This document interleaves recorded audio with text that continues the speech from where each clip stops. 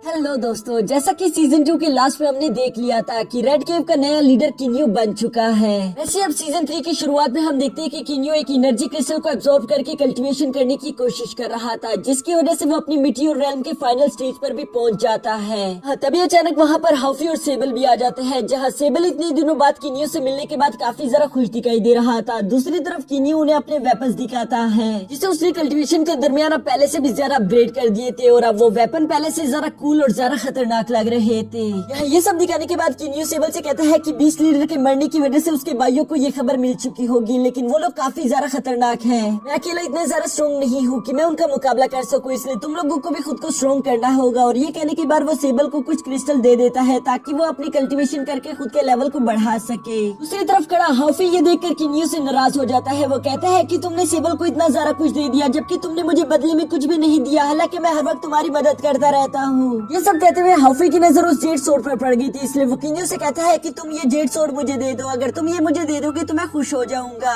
ये सुनकर किन्यू से मना करते हुए कहता है कि नहीं, तुम ये नहीं रख सकते, क्योंकि तुम नहीं जानते ये कोई मामूली सोर्ड नहीं बल्कि एक बहुत ही बड़े खजाने की चाबी है। और साथ ही किन्यू ये भी बताता है कि इस तलवार को यहाँ कल्टीवेशन वर्ल्ड में बहुत सारे लोग ढूंढ रहे हैं, इवन की बीस्ट लीडर के बाकी के भाई भी इसे ढूंढ रहे होंगे। लेकिन मुझे इस बात से डर लग रहा है कि कहीं उन्हें मालूम ना हो जाए कि यहाँ पर क्या हुआ, और अगर उन्हें मालूम हो गया कि ये तलवार हमारे पास है तो वो इसे छीनने के लिए आ जाएंगे, और अभी के लिए मैं इतना ज्यादा पावरफुल नहीं कि मैं अकेले उन सबको रोक सकूं। ये सुनकर हाफी किन्यू से कहता है फिर क्यों ना हम मास्टर लियन की मदद ले लें, जिस पर किन्यू कहता है कि नहीं, अभी के लिए हम उन्हें इसमें इन्वॉल्व नहीं कर सकते। ये कहने के बाद किन्यू को जियलनी की याद आ गई थी, इसलिए अपने भाइयों को वो ब्लड केव की जिम्मेदारी देकर वहाँ से फौरन जियलनी से मिलने के लिए चला जाता है। वही दूसरी तरफ हम बीस्ट लीडर के भाइयों यानी हॉल ऑफ 9 डीमंस को देखते हैं, जिन्हें बीस्ट लीडर के मरने की खबर मिल चुकी थी। उन्हें ये भी मालूम हो चुका था कि जेड सोर्ड चोरी हो चुकी है, साथ ही साथ बीस्ट लीडर की जगह अब किन्यू ने संभाल ली है, जबकि किन्यू को वहाँ पर कोई भी नहीं जानता था। इसलिए उस हॉल ऑफ 9 डीमंस का लीडर अपने 3 भाइयों को किन्यू से मिलने के लिए भेज देता है ताकि वो जेड सोर्ड की इन्फॉर्मेशन निकाल सके। इसके बाद सीन शिफ्ट होकर किन्यू पर आ जाता है, जो कि मिस ली से मिलने के लिए आया हुआ था। तभी उसकी मुलाकात वहाँ पर मास्टर लियन से भी हो जाती है, जो कि किन्यू को देखकर कहता है कि तुम कुछ परेशान दिखाई दे रहे हो। किन्यू ने सब कुछ सच से बता देता है कि यहाँ पर क्या क्या प्रॉब्लम चल रही है, जिस पर मास्टर लियन उसे एक टोकन देते हुए कहते हैं कि तुम फिक्र मत करो, सब कुछ ठीक हो जाएगा, लेकिन अगर फिर भी तुम्हें मेरी जरूरत पड़ी तो तुम इस टोकन की मदद से मुझे बुला सकते हो और मुझे तुम्हारी मदद करने में खुशी होगी। अभी वहाँ पर मिस ली भी आ गई थी, जो कि किन्यू को यहाँ पर देखकर काफी जरा खुश हो जाती है, और ये दोनों ही आपस में बातें करना शुरू हो गए थे। जहाँ बातों ही बातों में मिस ली किन्यू को एक गेम के लिए इनवाइट कर लेती है। ये सुनकर किन्यू भी उसके साथ एग्री हो गया था और ये दोनों मिलकर उस गेम को खेलना शुरू कर देते हैं। यहाँ किन्यू इस गेम को काफी जरा बुरी तरीके से हारा रहा था, लेकिन इसकी वजह से उसके माइंड में एक प्लान आ जाता है, जिसकी वजह से वो मिस ली से कहता है कि हमारी दोबारा मुलाकात होगी, और ये कहकर वो वहाँ से चला जाता है। जिसके बाद नेक्स्ट सीन में हम देखते हैं कि हॉल ऑफ 9 डीमन के वो तीनों भाई वहाँ पर पहुँच चुके थे, जो कि स्कैन करने के बाद सेबल और हाफी का पावर लेवल तो देख पा रहे थे, लेकिन उन्हें किन्यू का पावर लेवल नहीं दिख पाता। इसलिए वो किन्यू से कहते हैं कि तुम अपना ये पर्दा हटाओ, हमें तुम्हारा पावर लेवल चेक करना है।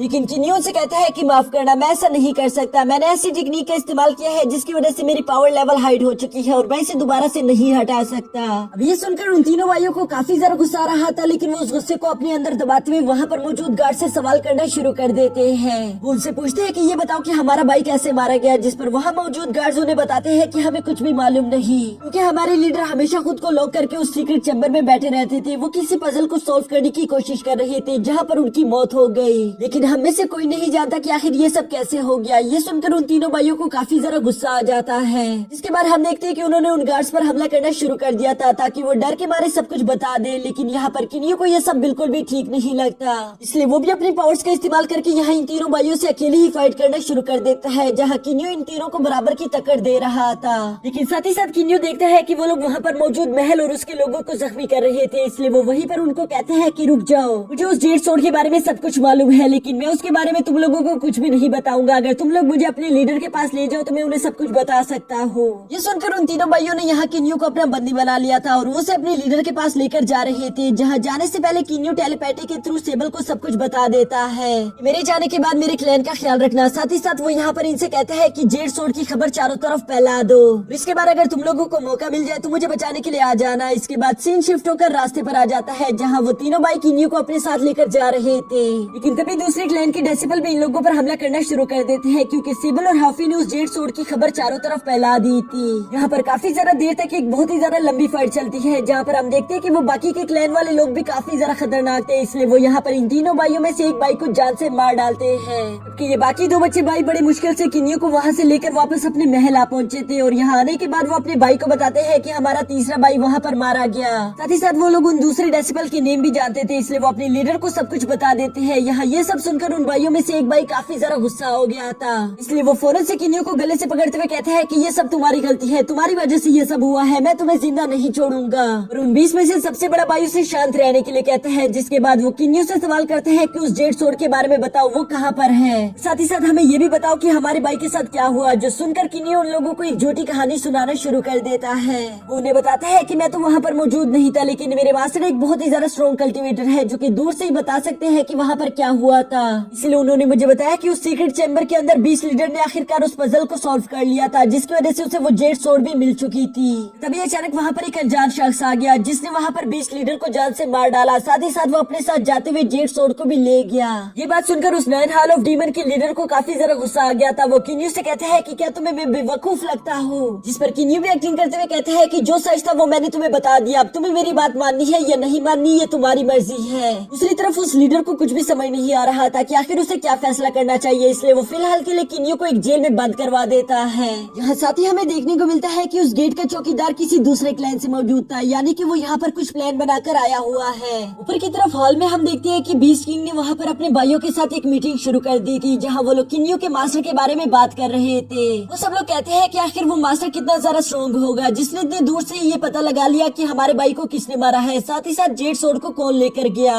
वो ये सब बातें कर ही रहे थे कि तभी अचानक उन्हें जमीन में कुछ हलचल दिखाई देती है, जिसका पता लगाने के लिए वो फौरन से वहाँ से निकल जाते हैं। जबकि दूसरी तरफ हम देखते हैं कि उस सिपाही ने किन्यू को जेल से आजाद कर दिया था, साथ ही साथ उसने किन्यू को अपने आगे का प्लान भी बता दिया था। और यहाँ पर किन्यू उस महल के सारे चेन तोड़ रहा था ताकि वो इस महल को यहीं पर डिस्ट्रॉय कर दे। ये देखकर उस हॉल ऑफ 9 डीमंस का एक भाई यहाँ पर किन्यू को रोकने की कोशिश करता है, जबकि बाकी के सारे भाई अपनी पावर्स का इस्तेमाल करके उस महल को नीचे गिरने से बचा रहे थे। किन्यू भी अपनी स्पीड का इस्तेमाल करते हुए वहाँ पर मौजूद सारी चीज को तोड़ देता है, जिसके बाद हम देखते हैं कि उसने उस महल का सारा खजाना भी अपने स्पेस रिंग में भर लिया था। और ये करने के बाद वो फौरन वहाँ से निकल जाता है, जो देखकर वहाँ पर मौजूद उन सारे डीमंस ने भी किन्यू को फॉलो करना शुरू कर दिया था। जिसके थोड़ी देर बाद हम देखते हैं कि बाकी के सेक्ट वाले लोग यहाँ पर किन्यू को कैद कर लेते हैं और ये सब किन्यू का ही प्लान था।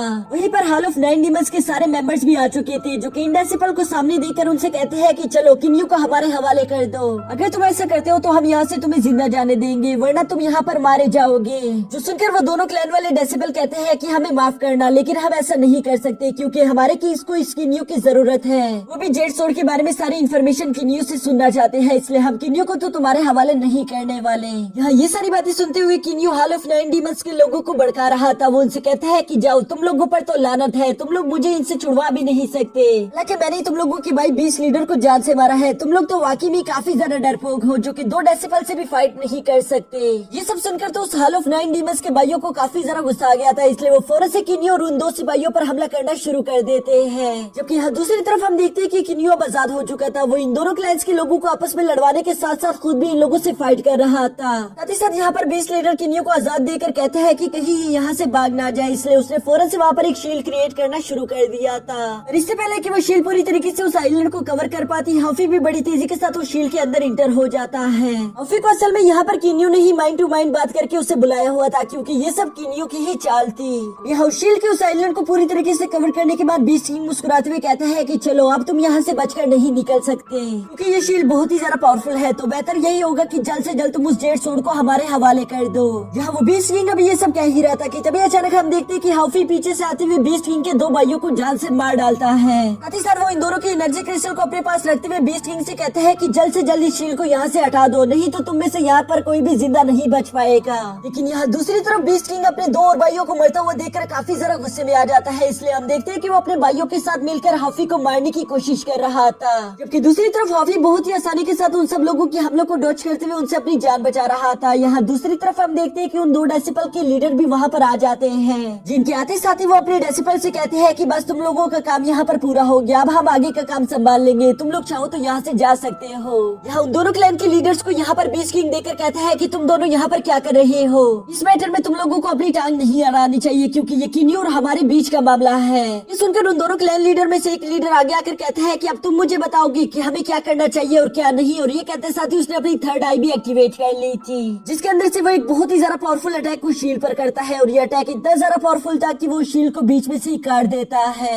यहाँ अब हम देखते हैं कि वो शील्ड तो पूरी तरीके से डिस्ट्रॉय हो चुकी थी, जो देखकर किन्यू और हाफी दोनों ही मिलकर उन बीस्ट पर हमला करना शुरू कर देते हैं। इस हमले के दौरान अब हाफी भी अपने बीस्ट फॉर्म यानी एक बहुत बड़े मंकी में बदल चुका था। इतने बड़े फॉर्म में होने की वजह से हाफी वहाँ पर मौजूद बीस्ट किंग और उसके भाइयों को काफी बुरी तरीके से मार रहा था, जो देखकर वो दोनों सेक्ट लीडर कहते हैं कि ये तो बहुत ज्यादा खतरनाक है, हमें इसे अभी वक्त रहते खत्म करना होगा, नहीं तो हो सकता है कि ये फ्यूचर में हमारे लिए भी प्रॉब्लम क्रिएट करना शुरू कर दे। और इसी वजह से हम देखते हैं कि इन दोनों ने मिलकर हाफी पर हमला करना शुरू कर दिया था, जिसकी वजह से हाफी को काफी ज्यादा दर्द होता है और इस दर्द की वजह से वो गुस्से में आ गया था।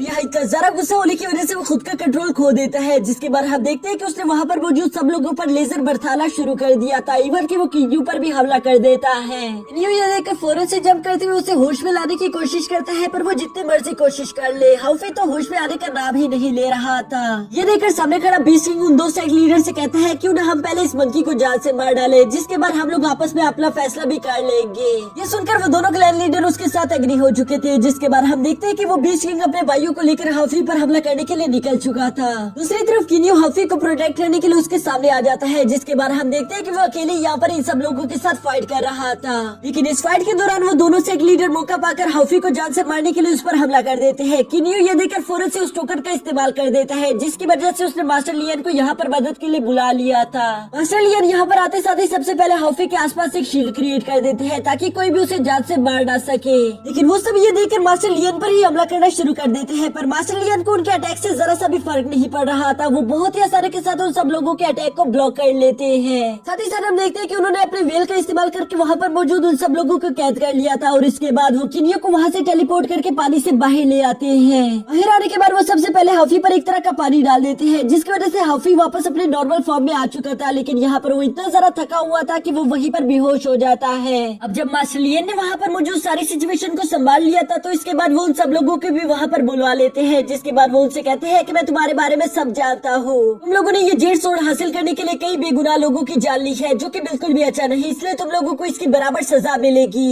लेकिन किन्यू यहाँ पर मास्टर लियन से कहते हैं कि इन लोगों ने अपना सबक सीख लिया, इधर ये लोग ऐसा कुछ भी नहीं करेंगे, इसलिए आप इन्हें प्लीज माफ कर दीजिए। यहाँ किन्यू की ये बातें सुनकर मास्टर लियन उन सबको माफ कर देते हैं, जिसके बाद हम देखते हैं कि वो सब लोग यहाँ पर किन्यू का शुक्रिया अदा करते हुए मास्टर लियन से कहते हैं कि हम लोग आइंदा ऐसा कुछ भी नहीं करेंगे। ये कहने के बाद वो लोग वहाँ से चले गए थे, जिसके बाद मास्टर लियन भी किन्यू को वहाँ से टेलीपोर्ट करके कहीं और आ जाते हैं। किन्यू यहाँ पर मास्टर लियन की पावर्स के बारे में जानने के लिए काफी ज्यादा एक्साइटेड था, इसलिए वो उनसे सवाल करते हैं कि मास्टर क्या मैं आपसे पूछ सकता हूँ कि आपका कल्टीवेशन लेवल क्या है। लेकिन मास्टर उसकी बात को घुमाते हुए कहते हैं कि जब वक्त आएगा तो मैं बता दूंगा, अभी के लिए तुम्हें उस 9 सोर्स के बारे में जानना चाहिए, जो कि बहुत ज्यादा पावरफुल है। असल में बहुत सारे डीमन और बीस्ट इन 9 सोर्स को हासिल करना चाहते हैं, जिसकी मदद से वो एक मैजिकल गेट को ओपन कर पाएंगे और उसके पीछे वाला ट्रेजर उन लोगों को मिल जाएगा।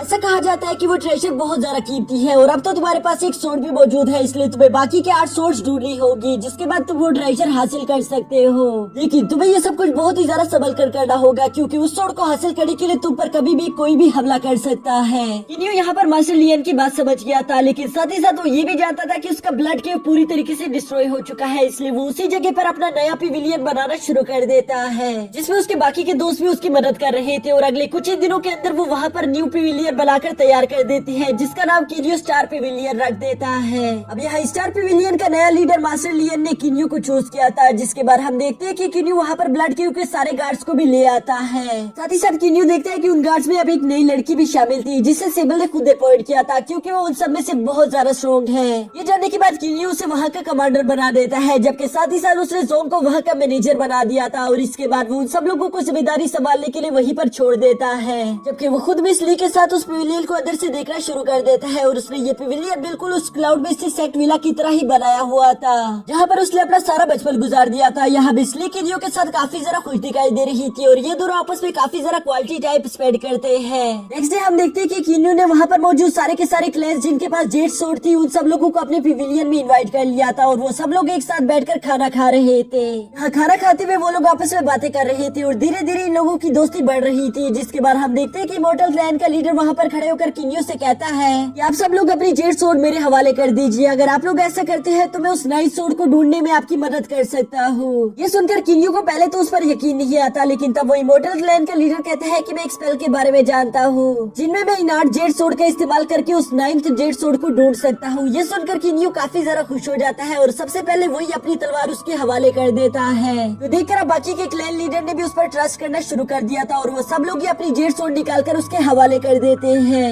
हाँ, सारी की सारी जेड सोड मिलने के बाद हम देखते हैं कि इमॉर्टल फ्लेयर के लीडर ने एक स्पेल परफॉर्म करना शुरू कर दिया था, जिसकी वजह से वो सारे के सारे सोड एक डायरेक्शन में मूव करना शुरू कर देते हैं। ये देखकर उन सब लोगों ने भी अपनी फ्लाइंग वेपन्स का इस्तेमाल करके उनका पीछा करना शुरू कर दिया था, क्योंकि अब उन्हें वो 9 सोड भी मिल जाएगी। यहाँ इन लोगों का ये सफर काफी ज्यादा लंबा था, जहाँ रास्ते में लोगों को कई तरह के मौसम झेलने पड़ते हैं और इन मौसम के दौरान किनियो हमेशा से मिस ली की हिफाजत कर रहा था।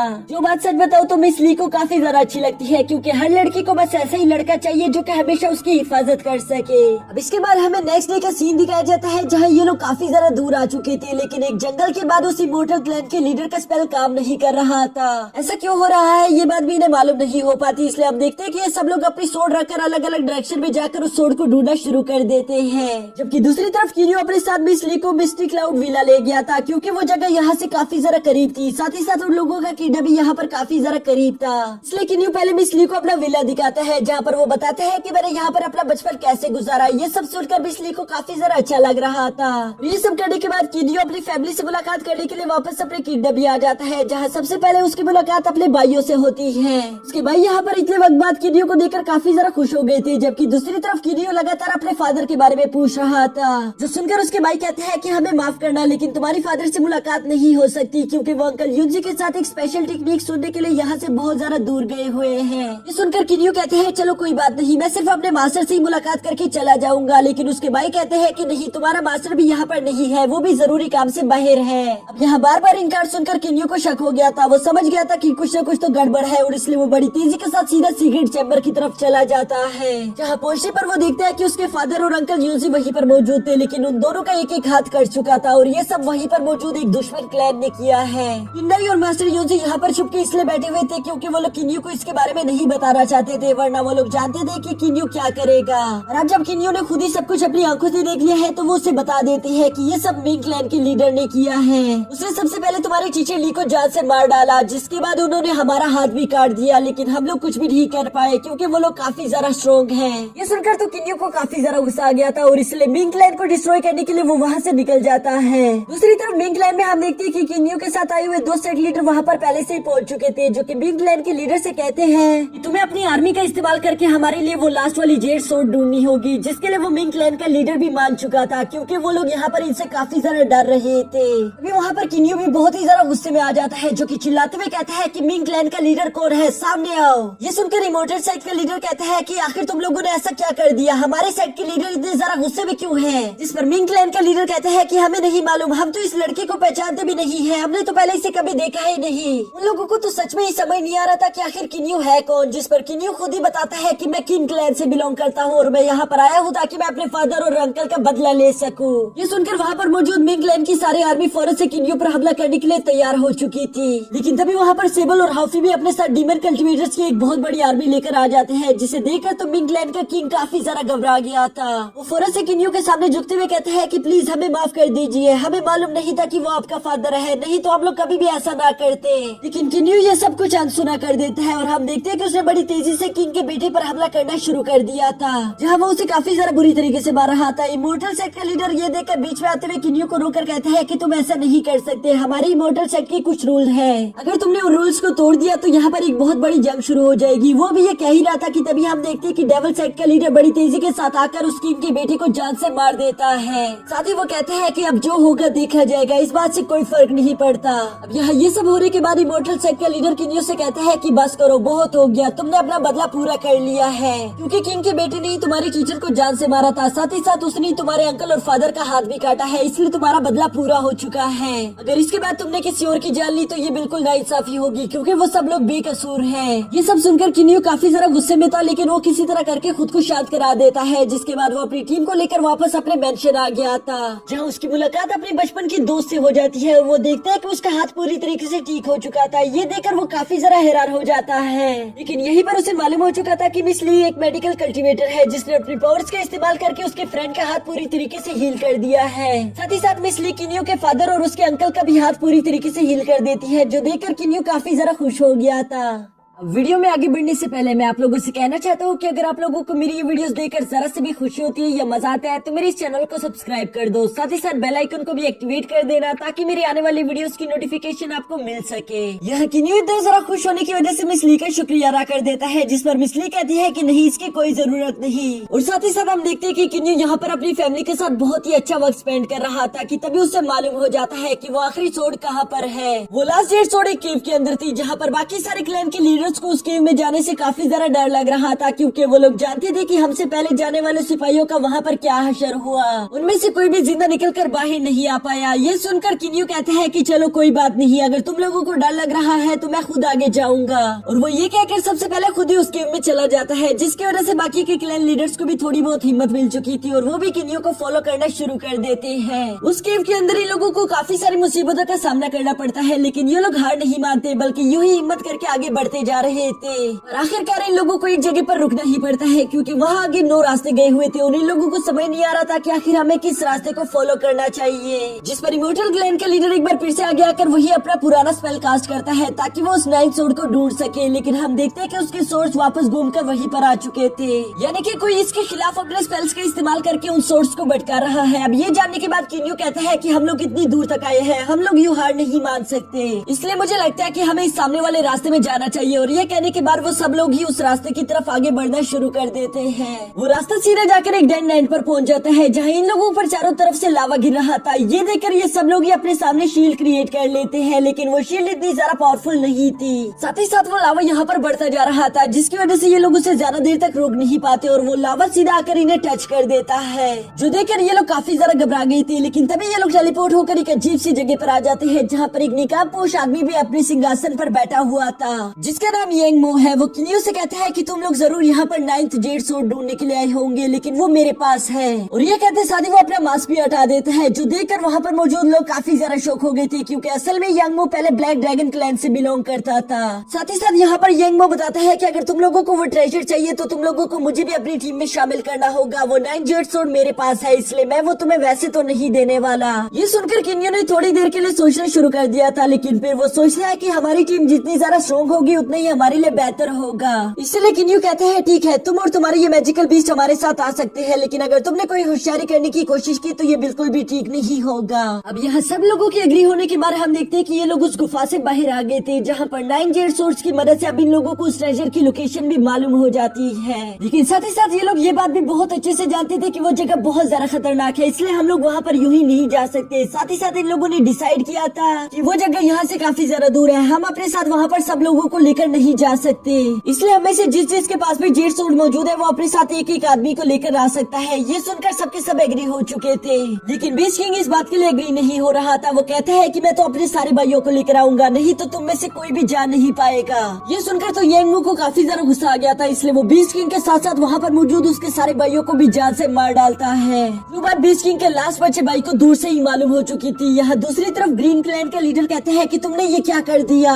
तुम यकीन करने के काबिल नहीं हो, क्योंकि तुमने अभी हमारी नजरों के सामने ही हमारे एक टीममेट को मार दिया, क्या पता तुम फ्यूचर में हम पर भी हमला कर दो। जिस पर यंगमो कहता है कि वो बीस्ट किंग काफी ज्यादा कमजोर था और हमारी टीम में कमजोरों की कोई जगह नहीं। साथ ही साथ यंगमो यहाँ पर इन लोगों से कहता है कि वो ट्रेजर गेट यहाँ से काफी ज्यादा दूर है, जहाँ तक पहुँचने के लिए मुझे तो सिर्फ 4 महीने लगेंगे, क्योंकि मैं 6x9 ट्राइबोल्यूशन पर हूँ, लेकिन तुम लोग अभी तक सिर्फ 4x9 ट्राइबोल्यूशन पर हूँ, जिसकी वजह से तुम लोगों को वहाँ तक पहुँचने के लिए सालों लग जाएंगे और इसलिए हम लोग वहाँ पर अभी के लिए नहीं जा सकते, जबकि तुम लोगों के पास सिर्फ 1 साल है। तुम लोगों को खुद को 6x9 ट्राइबोल्यूशन तक लाना ही होगा ताकि तुम लोग मेरी स्पीड को मैच कर सको और हम लोग वहाँ पर जल्द से जल्द पहुँच सके। ये सब कहने के बाद यंगमो यहाँ पर इन लोगों से कहता है कि हम लोग ठीक 1 साल बाद दोबारा इसी जगह पर मिलेंगे, और ये कहने के बाद वो सब लोग वहाँ से चले जाते हैं। जबकि यहाँ दूसरी तरफ किन्यू काफी ज्यादा घबराया हुआ लग रहा था, क्योंकि वो जानता था कि बीस्ट किंग और उसके बाकी के सारे 8 भाई मारे जा चुके हैं और इस बात को लेकर उनका आखिरी भाई बिल्कुल भी खुश नहीं होगा, इसीलिए उसे डर लग रहा था कि कहीं वो मेरी फैमिली पर हमला ना कर दे। लेकिन ये सब सुनकर किन्यू का फादर उसे शांत रहने के लिए कहता है। वो उससे कहता है कि तुम फिक्र मत करो, वैसे भी तुम्हारे गार्ड्स हमारी हिफाजत करने के लिए यहाँ पर मौजूद है। साथ ही साथ वो बताते हैं कि सेबल और हाफी काफी ज्यादा पावरफुल है, मुझे नहीं लगता कि उनका लास्ट भाई हम पर हमला करने की कोशिश कर सकता है। लेकिन यहाँ पर किंडई पूरी तरीके से गलत था, क्योंकि दूसरी तरफ हम देखते हैं कि वो बीस्ट ब्रदर जो क्या बीस्ट किंग बन चुका है, वो काफी ज्यादा गुस्सा हो रहा था।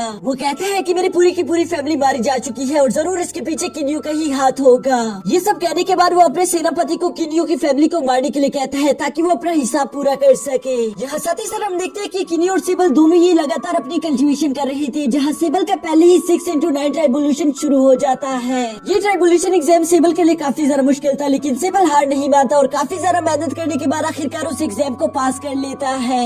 यहाँ 6x9 ट्राइबुलेशन एग्जाम को पास करने की वजह से हम देखते हैं कि सिबल एक बार फिर से इवॉल्व हो चुका था और उसकी अब आधी बॉडी इंसान की हो चुकी थी, जबकि आधी अभी भी बर्ड की थी। ये देखकर तो किन्यू काफी ज्यादा खुश हो गया था और वो फौरन से सिबल को गले लगा लेता है। जबकि दूसरी तरफ हम देखते हैं कि हावियो यहाँ पर किन्यू के लिए एक बुरी खबर लेकर आया हुआ था। वो उसी शाम किन्यू को बताता है कि बीस्ट किंग के कुछ साथियों ने हमारे स्टार पेविलियन पर हमला कर दिया था, जिसकी वजह से वो हमारे स्टार पेविलियन में घुल मिल गए हैं। ये सुनकर किन्यू भी थोड़ा सा परेशान हो गया था, क्योंकि वो समझ गया था कि बीस्ट किंग ने अपनी पहली चाल चल दी है। इसलिए वो हाफी से कहता है कि तुम स्टार पेविलियन के सारे टोकन्स चेंज करवा दो, ताकि हमें उन स्पाइस के बारे में मालूम हो सके। ये ना हो कि वो हमारी ही गार्ड्स में मिलकर हम पर हमला कर दे। ये सुनकर हाफी बिल्कुल ऐसे ही करता है। जबकि दूसरी तरफ किन्यू अभी भी बीस्ट किंग के बारे में सोच रहा था, उसे काफी ज्यादा फिक्र हो रही थी। अभी अचानक मिस ली भी वहाँ पर आ जाती है, जो कि किन्यू से सवाल करती है कि आखिर तुम इतने ज्यादा परेशान क्यों दिखाई दे रही हो। किन्यू उसे सब कुछ सच सच बता देता है। साथ ही साथ किन्यू कहते हैं लगता है मुझे अपने ट्राइबुलेशन एग्जाम की बात को लीक करवाना होगा, ताकि उस बीस्ट किंग को लगे कि ये मुझे मारने का एक अच्छा मौका है और वो मुझ पर हमला कर दे, जिसकी वजह से मैं उसे जान से मार डालूंगा।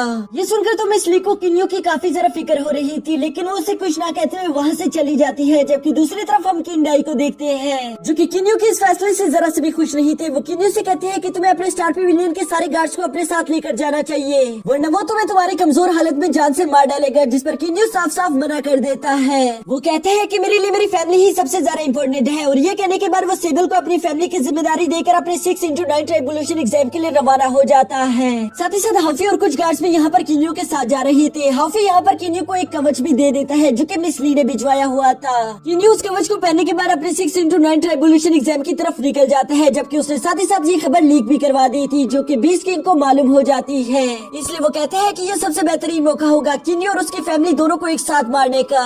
जो कहने के बाद उसने अपनी सारी की सारी आर्मी को अपने सेनापति के साथ किंग फैमिली पर हमला करने के लिए भेज दिया था। दूसरी तरफ वो खुद किन्यू पर हमला करने के लिए अपने साथ कुछ सिपाही लेकर रवाना हो गया था। जबकि हम किन्यू को देखते हैं, जो कि अपने 6x9 ट्राइबुलेशन एग्जाम के लिए बैठा हुआ था।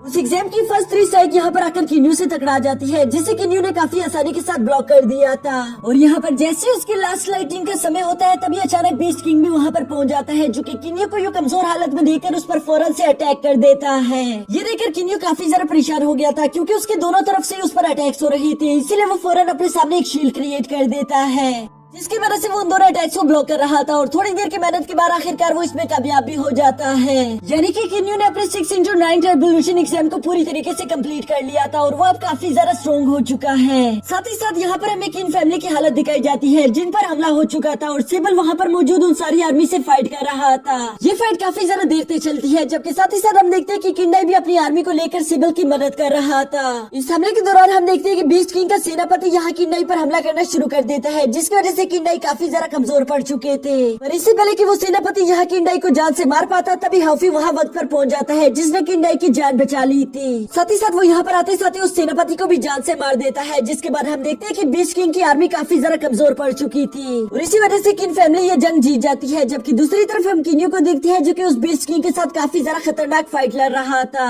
इस फाइट के दौरान बीस्ट किंग समझ चुका था कि किन्यू बहुत ज्यादा पावरफुल हो चुका है, मैं उसे जान से नहीं मार सकता और मेरी जान यहाँ पर बच जाएगी इसकी भी कोई गारंटी नहीं। इसलिए वो अपनी बहुत ही ज्यादा फॉरबिडन डेडली टेक्निक का इस्तेमाल करना शुरू कर देता है, जिसकी वजह से उसकी जान तो जाएगी ही जाएगी, लेकिन साथ ही साथ वो किन्यू को भी यहाँ पर जान से मार डालेगा। ये देखकर किन्यू फौरन से मिस ली के दिए हुए सुरक्षा कवच का इस्तेमाल करना शुरू कर देता है, जिसके बाद हम देखते हैं कि वहाँ पर एक बहुत ही बड़ा ब्लास्ट हो चुका था, जिसकी वजह से वहाँ चारों तरफ तबाही मच गई थी। हाफी जैसे यहाँ पर पहुंचता है, वो किन्यू को ढूंढना शुरू कर देता है, लेकिन उससे तो किन्यू कहीं पर भी नहीं मिल रहा था, जिसकी वजह से वो किन्यू के लिए काफी ज्यादा इमोशनल हो गया था, क्योंकि उसे लगता है कि शायद किन्यू जान से मारा गया। लेकिन तभी हम किन्यू को देखते हैं, जिसका मेटियोर स्टोन उसे हील कर रहा था। यहाँ किन्यू को जिंदा देखकर हाफी काफी ज्यादा खुश हो जाता है और इसके बाद हम देखते हैं कि वो किन्यू को लेकर वापस किन फैमिली लौट आया था, जहाँ मिसली पहले से किन्यू का इंतजार कर रही थी। वो वहाँ पर किन्यू को जिंदा देखकर काफी ज्यादा खुश हो जाती है, जिस पर किन्यू उसका शुक्रिया अदा करता है, क्योंकि आज यहाँ किन्यू मिसली के दिए हुए सुरक्षा कवच की वजह से ही जिंदा है। तभी मास्टर लियन भी वहाँ पर आ चुके थे, जो कि किन्यू से कहते हैं कि तुम्हें बहुत बहुत कांग्रेचुलेशन, क्योंकि तुमने अपने 6x9 ट्राइबुलेशन एग्जाम को पास कर लिया है। अब तुम उस खजाने फसाने को ढूंढने के लिए जा सकते हो। साथ ही साथ वो यहाँ पर किन्यू से कहती है कि तुम उस फसाने के लिए मिस ली को अपने साथ लेकर जा सकते हो। ये सुनकर किन्यू कहता है पर मास्टर लियन वो जगह बहुत ज्यादा खतरनाक है, जिस पर मास्टर लियन कहता है तुम फिक्र मत करो। जियांगली के पास एक बहुत ही ज्यादा खास तरह का सुरक्षा कवच है, जिसकी वजह से उसे उस जगह पर कोई भी खतरा नहीं होगा। तुम्हें उसकी फिक्र करने की कोई जरूरत नहीं, तुम उसे अपने साथ लेकर जा सकते हो। ये सुनकर तो अब किन्यू भी इस बात के लिए एग्री हो चुका था। पर जाने से पहले किन्यू कुछ और भी तैयारियां करना शुरू कर देते हैं ताकि वो वहाँ पर मिस ली की जान बचा सके। हम देखते हैं कि किन्यू ने मास्टर लिवाई के दिए हुए क्रिस्टल्स का इस्तेमाल करके अपने सारे के सारे वेपन्स को अपग्रेड कर दिया था, जिसकी वजह से उनका कलर अब चेंज होकर ब्लैक में बदल जाता है। साथ ही साथ हम यहाँ पर देखते हैं कि किन्यू बहुत ज्यादा मेहनत करते हुए अपनी हार्ड ट्रेनिंग कर रहा था, जिसे करते करते पूरा साल गुजर जाता है, जिसकी वजह से इन लोगों को वादे के मुताबिक दोबारा से उसी जगह पर इकट्ठा होना था। और इसके बाद हम देखते हैं कि किन्यू अपने साथ मिस ली को लेकर उसी जगह पर पहुंच जाता है, जहाँ पर बाकी के सारे क्लैन लीडर भी पहले से आ चुके थे। और इसके बाद हम देखते हैं कि ये लोग उन 9 जेड सोर्ड का इस्तेमाल करके उस ट्रेजर को ढूंढना शुरू कर देते हैं। और इसी तरह लगातार ये सफर करते करते हम देखते हैं कि ये लोग एक मैजिकल होल को पास करते करते आखिरकार एक मैंशन तक आ पहुंचे थे, जिसके गेट के बाहर बहुत सारे बीस्ट मौजूद थे।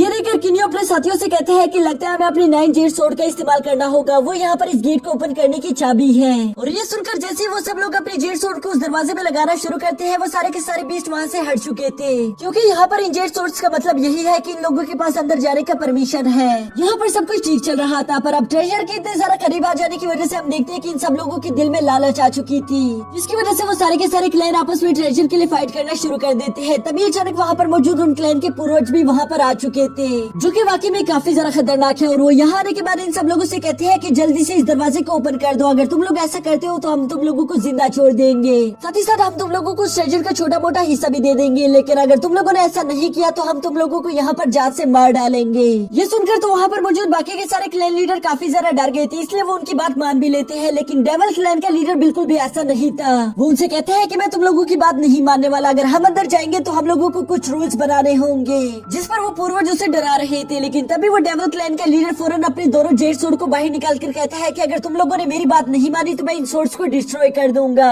इसकी वजह से उन सब लोगों को मजबूरन उसकी बात माननी पड़ती है। जिसके बाद हम देखते हैं कि वो डेवल क्लैन का लीडर किन्यू से कहते हैं कि तुम्हारे मास्टर यहाँ पर मौजूद सब लोगों से ज्यादा पावरफुल है, इसलिए तुम ही अंदर जाने की रूल्स बनाओ, हम सब उसे फॉलो करेंगे। ये सुनकर किन्यू कहता है कि अंदर जाने की सिर्फ 2 ही रूल है। पहला रूल ये कि अंदर जो भी ट्रेजर होगा हम उसे 9 हिस्सों में डिवाइड करेंगे, और सेकंड रूल ये अगर वहाँ पर कोई ऐसा ट्रेजर हुआ जिसे हम 9 हिस्सों में डिवाइड नहीं कर सकते तो उसे कोई भी नहीं रखेगा, हम सब लोग यूं ही बाहर आएंगे। ये सुनकर वहाँ पर मौजूद सब लोग इस बात के लिए एग्री हो गए थे। जिसके बाद हम देखते हैं कि वो डेवल क्लैन का लीडर भी अपनी दोनों तलवारों को उस दरवाजे में लगाकर उस दरवाजे को ओपन कर देता है, जिसके अंदर से बहुत ही ज्यादा रोशनी निकलती है। और इसी के साथ ही सब लोग टेलीपोर्ट होकर वहाँ से किसी अजीब जगह पर पहुँच गए थे, जहाँ इन लोगों को एक आवाज सुनाई देती है। वो इन्हें बताता है कि मैं इस मैंशन का मालिक हूँ और यहाँ पर तुम लोगों का पहला टेस्ट शुरू होगा, जिसका नाम है लक, यानी कि किस्मत। और इसी के साथ इन लोगों का फर्स्ट एग्जाम शुरू हो जाता है, जहाँ पर इन लोगों को एक बहुत ही ज्यादा तेज आवाज सुनाई दे रही थी। इसकी वजह से इन लोगों का दिमाग फटा जा रहा था, वो सब लोग तकलीफ से चिल्ला रहे थे, यहाँ तक कि वो लोग इस तकलीफ से पागल होने लगते हैं। सभी लोगों को इस आवाज से काफी ज्यादा तकलीफ हो रही थी, लेकिन मिसलिया भी बहुत ही ज्यादा शांति के साथ खड़ी थी, क्योंकि वो अपने दिमाग पर अच्छे से काबू कर सकती है, पर दूसरे लोग ऐसा नहीं कर सकते थे। इसलिए हम देखते हैं कि बीस्ट क्लैन के कुछ लोग आपस में एक दूसरे पर हमला करना शुरू कर देते हैं, क्योंकि वो लोग इस आवाज से पागल हो रहे थे। वो लोग अपनी जगह पर बैठकर कल्टीवेशन करते हुए भी इस टेस्ट को पास करने की कोशिश करते हैं, लेकिन वो पूरी तरीके से नाकाम हो गए थे।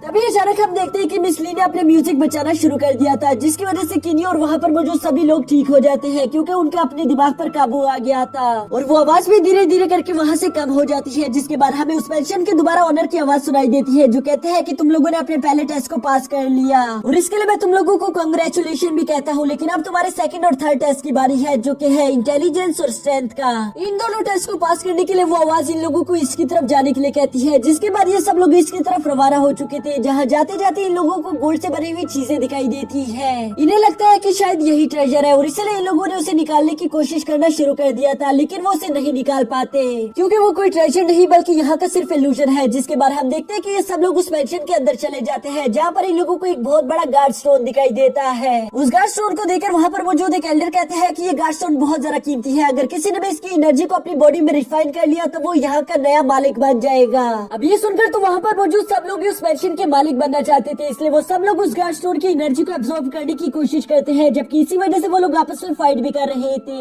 लेकिन किन्यू मिसली को महफूज रखना चाहता था, इसलिए वो उसे लेकर उस मैंशन से बाहर आ जाता है। वो उससे कहता है कि तुम्हें फिक्र करने की कोई जरूरत नहीं, मुझे चाहे तो वो ट्रेजर मिले या ना मिले इस बात से कोई फर्क नहीं पड़ता, लेकिन मैं तुम पर कोई भी आश नहीं आने दूंगा। दूंगा। ये सुनकर मिस ली को काफी जरा अच्छा लग रहा था। वो किन्यू से कहती है कि असल में यहाँ आने से पहले मुझे मास्टर लियान ने इस गार्ड स्टोन के बारे में बता दिया था। साथ ही साथ उन्होंने बताया था कि इस गार्ड स्टोन की एनर्जी कहीं दूसरी जगह पर भी जरूर छुपी होती है। अगर तुमने बाकी सब लोगों से पहले उस एनर्जी को ढूंढ कर रिफाइन कर लिया तब तुम इस जगह के नए मालिक बन जाओगे। जो सुनकर ये दोनों ही उस एनर्जी को ढूंढना शुरू कर देते हैं और काफी देर तक ढूंढने के बाद आखिरकार इन लोगों को वो छुपी हुई एनर्जी भी मिल चुकी थी, जिसके सामने किन्यू बैठकर उसे एब्जॉर्ब करना शुरू कर देता है। ये एनर्जी यहाँ पर बहुत ज्यादा थी, लेकिन इसके बावजूद भी किन्यू लगातार मेहनत करते हुए वहाँ पर मौजूद उस सारी की सारी एनर्जी को एब्जॉर्ब करके अपनी बॉडी में रिफाइन कर लेता है, जिसकी वजह से यहाँ दूसरी तरफ मेंशन में मौजूद वो गार्ड स्टोन धीरे धीरे करके गायब होना शुरू हो जाता है और इन लोगों ने बिना वजह ही एक दूसरे की जान ले ली, क्योंकि वो आवाज यहाँ पर इन लोगों को बताती है कि इस जगह का नया मालिक किन्यू है। साथ ही साथ वो किन्यू से कहती है कि तुमने इस जगह को तो हासिल कर लिया, लेकिन सच बताओ तो ये मेंशन उस ट्रेजर के सामने कुछ भी नहीं। और इसी के साथ हम देखते हैं कि ये सब लोग टेलीपोर्ट होकर उस जगह से कहीं और पर आ गए थे, जहाँ इस बार सबके सब लोग अकेले और एक दूसरे से अलग थे। यहाँ तक कि मिस ली और किन्यू भी एक दूसरे के पास मौजूद नहीं थे। साथ ही साथ यहाँ पर मौजूद इन सब लोगों को दो दो रास्ते दिखाए जाते हैं, जिनमें से एक रास्ता था हेवन का रास्ता और दूसरा रास्ता था हेल का रास्ता। ये दोनों रास्ते उस ट्रेजर तक जाते हैं, पर हेवन का रास्ता काफी ज्यादा लंबा है। अगर उससे कोई जाने की कोशिश करेगा तो उसे उस ट्रेजर तक पहुँचने में 100 साल लग जाएंगे, जबकि दूसरी तरफ हेल का रास्ता बहुत ज्यादा छोटा है, लेकिन इसके बावजूद वो बहुत ज्यादा खतरनाक है और उसमें कोई भी जान से मारा जा सकता है। किन्यू यहाँ पर सोचता है कि मुझे जल्द से जल्द मिस ली से मुलाकात करनी होगी, इसलिए मैं 100 साल तक इंतजार नहीं कर सकता और इसीलिए उसने हेल का रास्ता चुन लिया था। जबकि उस रास्ते में इंटर होने के बाद वो देखता है कि वहाँ पर और भी बहुत सारे लोगों ने उस हेल के रास्ते को चुना हुआ था और इसीलिए वो लोग आपस में फाइट भी कर रहे थे, क्योंकि वो लोग एक दूसरे से पहले उस ट्रेजर तक जाना चाहते थे। उन सब लोगों के दिल में लालच आ चुकी थी। तभी अचानक किन्यू की नजर वहाँ पर मिस ली पर पड़ जाती है, जो कि उस ब्रिज से नीचे लावा में गिर रही थी। ये देखकर किन्यू बड़ी तेजी के साथ उसे बचाने के लिए भागता है और वो उसे बचाने की अपनी पूरी कोशिश भी कर रहा था। जबकि साथ ही साथ हम देखते हैं कि वहाँ पर आसमान से बहुत ही ज्यादा गोलाबारी भी हो रही थी, जिसे टकराकर वहाँ पर लोग जान से मारे जा रहे थे। जबकि साथ ही साथ कुछ क्लैन के लोग आपस में फाइट करके नीचे लावा में गिर रहे थे। यहाँ किन्यू मिस ली को बचाने की अपनी पूरी कोशिश करता है और वो उसे बचा नहीं पाता और इसी वजह से हम देखते हैं कि ये दोनों भी बड़ी तेजी के साथ सीधा जाकर उसी लावा में गिर जाते हैं, जहाँ गिरते साथ ही ये दोनों वहाँ से टेलीपोर्ट होकर किसी और जगह में आ गए थे। ये जगह वाकई में इल्यूजन से काफी ज्यादा भरी हुई थी। यहाँ पर ये दोनों आपस में एक दूसरे को जिंदा देखकर काफी ज्यादा खुश हो जाते हैं। साथ ही साथ यहाँ पर इन लोगों को एहसास हो गया था कि ये दोनों एक दूसरे को कितना ज्यादा प्यार करते हैं और इसलिए हम देखते हैं कि यहाँ पर इन दोनों ने एक दूसरे को किस कर ली थी, जिसकी वजह से हमें यहाँ पर एक बहुत ही ज्यादा प्यारा और रोमांटिक सीन देखने को मिलता है। जबकि दूसरी तरफ हम देखते हैं कि बाकी के सारे क्लैन के लोग भी जिंदा मौजूद थे, क्योंकि उस लावा में गिरने वाला हर इंसान टेलीपोर्ट होकर यहीं पर आ गया था। ये देखकर वो सब लोग काफी ज्यादा हैरान दिखाई दे रहे थे कि तभी अचानक उस मेंशन के ओनर की आवाज दोबारा से सुनाई देती है, जो कि इन सब लोगों को कांग्रेचुलेशन करते हुए कहता है कि तुम लोगों ने अपने तीनों टेस्ट पास कर लिए, क्योंकि तुम लोगों ने अपने डर का सामना करके हेल का रास्ता चुना, इसलिए तुम लोगों ने इस टेस्ट को पास कर लिया और जिसने भी हेवन का रास्ता चुना वो सब लोग जान से मारे गए हैं। और ये सब कहने के बाद वो आवाज इन लोगों को एक और मेंशन दिखाती है, जिसमें वो बताती है कि इस मेंशन में ही वो असली खजाना मौजूद है, लेकिन तुम लोग उसमें से कितना ज्यादा खजाना अपने साथ लेकर जा सकते हो ये तुम लोगों की पावर्स पर डिपेंड करेगा। जो इंसान ज्यादा पावरफुल होगा वो अपने साथ ज्यादा खजाना लेकर जा सकता है और जो इंसान वीक होगा वो अपने साथ कम खजाना लेकर जाएगा। यहाँ ये सब सुनकर वो सब लोग उस खजाने के लिए काफी ज्यादा एक्साइटेड हो गए थे, जिसके साथ ही हमारा ये सीजन 3 भी यहीं पर खत्म हो जाता है। अब दोस्तों मैं सीजन 4 और सीजन 5 भी आप लोगों के लिए कल से लाना शुरू कर दूंगा। बस उसके लिए मैं चाहता हूँ कि आप लोग मेरी इस वीडियो को लाइक कर दो, साथ ही साथ चैनल को सब्सक्राइब करके बेल आइकन को भी एक्टिवेट कर देना, ताकि मैं जैसे वीडियो को अपलोड करूँ सबसे पहले आप लोगों को बेल नोटिफिकेशन मिल जाए।